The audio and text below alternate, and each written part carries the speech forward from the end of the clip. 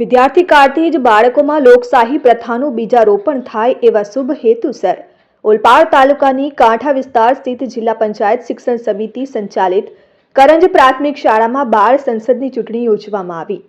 બાળકોને લોકશાહીના પાઠ ભણાવવાના પ્રયાસ રૂપે યોજાયેલ આ બાળ સંસદની ચૂંટણીમાં ઈવીએમ સ્ટાઇલથી શાળાના તમામ બાળકો સહિત શિક્ષકગણે ઉત્સાહભેર મતદાન કર્યું।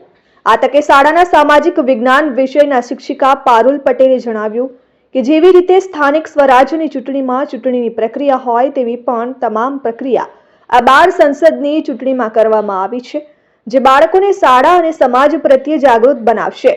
વિવિધ વિદ્યાર્થીઓ અને શિક્ષિકાઓએ ચૂંટણી પ્રક્રિયામાં અલગ અલગ ફરજ નિભાવી હતી। આ પ્રસંગે બીઆરસી કોઓર્ડિનેટર બ્રિજેશ પટેલે ઉપસ્થિત રહી મતદાનની ગતિવિધિઓ નિહાળી હતી।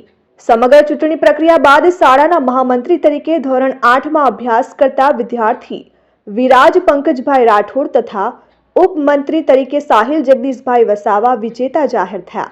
ત્યારબાદ વિવિધ સમિતિઓની રચના કરી મંત્રીઓની નિમણૂક કરવામાં આવી, જેમણે શાળાના આચાર્ય જાગૃતિ પટેલ સમક્ષ વિધિવત શપથ ગ્રહણ કર્યા હતા। સમગ્ર ચૂંટણી પ્રક્રિયાને સુપેરે પાર પાડવા સ્ટાફગણના નિલેશ પટેલ, મીનાક્ષી પટેલ, પ્રેક્ષા પટેલ અને અમીષા પટેલે જહેમત ઉઠાવી હતી। વિજેતાઓને સીઆરસી કોઓર્ડિનેટર વિજય પટેલ તથા એસએમસી અધ્યક્ષ ચેતના પટેલે અભિનંદન સહ શુભેચ્છાઓ પાઠવી હતી। Jignesh Thakor, RN news, Olpad.